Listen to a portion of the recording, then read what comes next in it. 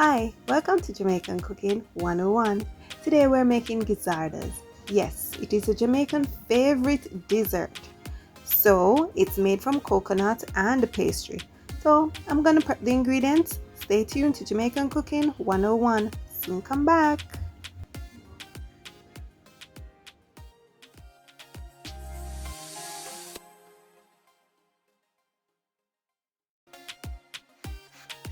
Welcome back.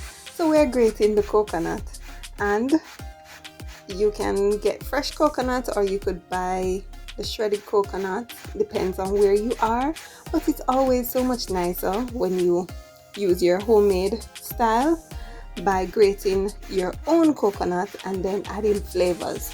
Alright, so once we've finished shredding this coconut, we are going to be adding the sweeteners and the flavorings, so stay with me. What I'm going to be doing is to transfer it into a bowl, and I'm going to use just about 1.5 cup of this shredded coconut. Once I'm done with that, you know the leftovers, you just add some sugar to that and you hold a can and go deal with it. Alright, so we have the 1.5 cup coconut, shredded coconut. We're adding 1 cup sugar, and then we're going to add some nutmeg. Some people will cook this mixture. I am not going to cook this one, and I'm not going to cook it because I find that it develops a lot of moisture when I cook it. So I'm going to allow it to spring or generate its own moisture by mixing these ingredients and covering it for a few hours. So stay with me again. I'm grating some ginger, and ginger is optional. If you like the flavor of ginger in your gizzadas, then go right ahead. Alright, and you don't need a lot of ginger here, just a hint of it, to give that nice little kick to it. Alright, once I'm finished that, I'm gonna be adding some vanilla. And the vanilla is up to you. You put in the amount that you want. You taste and see if you want some more. But for this, I've just added a teaspoon of vanilla, and I'm gonna mix it. Once I'm through mixing, I'm going to cover it and allow it to stand for a few hours, as I said, to generate its own liquid. Remember now, because it is pastry that we're going to be putting this filling in, you want the filling to be cool. In fact, if you can do it in advance and put it in the refrigerator, it will be kept cool. So I've tasted it and it tastes good. Could I eat just like this? But we have to save it for the gizzadas. Alright, so we're covering and we're going to let it rest for a while and then move straight into the pastry making. Alright, some Jamaicans or some persons prefer the pastry to be a bit firm, but I like a nice short crust pastry. So we're going in to make the short crust pastry. We have 5 tablespoons of butter and 1/4 cup shortening. We have just about 1.5 cup of flour, and then we are going to be combining all of that in a large bowl, and make sure all your ingredients are cold. Alright, so the flour, the salt, the butter, shortening, some water, and a bit of sugar. So I've added the flour, putting in a bit of salt. If you're using salted butter, then go easy on the salt. Yeah. Alright, and once I've done that, I put a little bit of sugar in the crust, to bring out the flavor, but it's optional. You could even add cinnamon to it also. Alright, once I've finished that, I'm going to get that mixture together using a whisk. You can use a spoon or a fork, but I'm quickly gonna use a whisk and get all of that together. Remember now, your butter and shortening and your water must be very cold. I have gone ahead to dice the butter. You could put all of this in your food processor, right? Food processor, or you could use a pastry blender to cut the fat into the flour. But me, I use my hands. Alright, so we are cutting the fat into the flour. Just rub it between your fingertips and hold your hands high so that as the particles fall, it will incorporate some amount of air. Once we've finished that, we're looking for texture like fine breadcrumbs, and then we are going to move to add some liquid to it. You could add milk, it doesn't have to be water, but make sure it is cold.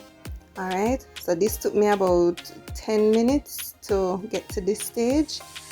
If you had placed it in the food processor, we'd be done already, but you know, traditional way. So I've gotten that, and now I'm going to put in 3 to 5 tablespoons of water. And remember, I tell you, this water must be cold. All right, you don't want the fat breaking down. Do not put too much water at first. Put in a little, test it, and then if you need more, you add it. And remember now, the pastry mustn't be overworked, or else it's gonna be tough, and we don't want that. All right, so you still use your fingertips, get it together, and then you can roll it out on your countertop. All right, so take up everything, make sure you don't waste anything. All right, okay, so the bowl clean, we set that aside, and now we are going to quickly knead it and then put it to rest. Your pastry could also be done in advance. You know, you can do your pastry, make up your pastry and keep it in your freezer or your fridge. You can do it overnight or a week in advance, you know, whichever way works for you. I'm going to just quickly put this in a bag, and you can use a cling wrap, use some saran wrap and cover it, as well as you can leave it in a bowl. But I like to put it in the bag and just press it out flat into a disc, because it makes it so much easier for rolling out. Alright, okay, so once I've done that, I'm gonna put it in the freezer for just about 10 minutes. You don't want it too firm. Alright, so this is my little trick. You put it in a clear bag and just roll it out. Alright, and then when you take it from the freezer, you just cut away the bag and you already have your disc. Alright,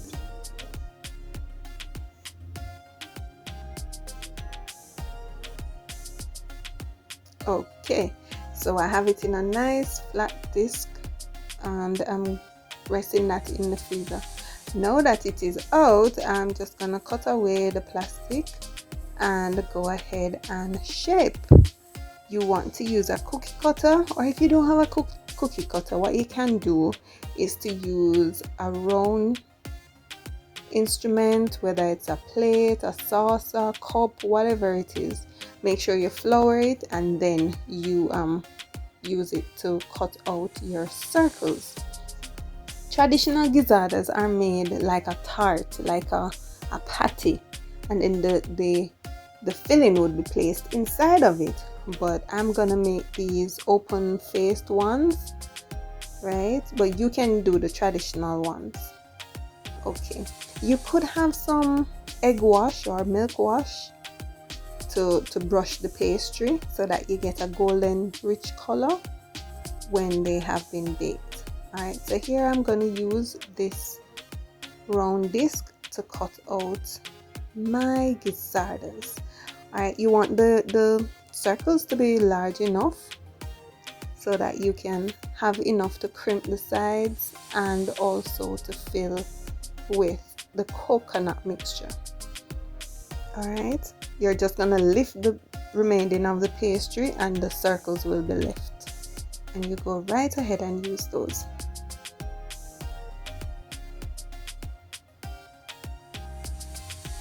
Alright, a bit of damage control there, but this is so easy. If your pastry has any damage to the shape, you can always get it back together. Pastry is forgiving like that. Alright, so now we are going to crimp the sides. You can use a fork, or you can go right ahead and use your fingers. I'm going to flour the baking tray before I add the circles. Remember, because the pastry has a lot of fat in it, you don't need to grease the tray. If you don't want to flour the tray, you could line it with parchment paper, which is your same grease paper, or even the foil can work. I'm adding some cold water right around each circle, and this will help to keep the shape after I have crimped the edges. All right, we're going to be using a fork to prick the pastry. When I say prick, just to allow the steam when it's baking to be released. All right, you could use a toothpick, it doesn't have to be a fork. Once we're finished crimping and pricking, then we can fill the pastry cups with the coconut mixture. Remember not to stretch the pastry. Alright, there we go, just a few pricks, and then we are ready to fill it with the coconut mixture. Now this is a nice little activity that you could include your children or grandchildren. You know, they could do the filling up of the cups, or they could even help with the rolling out. Whatever it is, make this a family activity.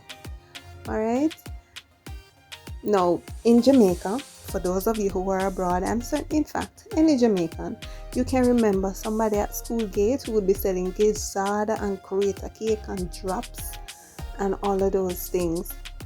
Today, you find these fancy ones in the supermarket and in pastry shops.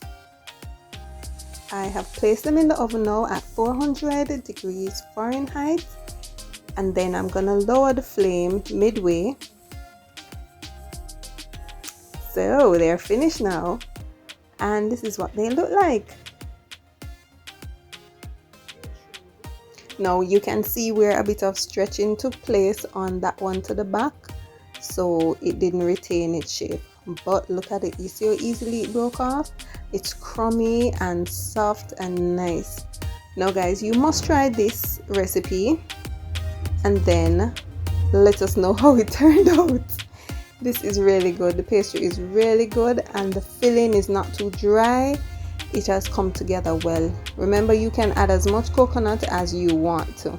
Alright, so try it and let us know how it worked out for you. Thank you so much for watching Jamaican Cooking 101. Remember to share, like and subscribe. Happy cooking!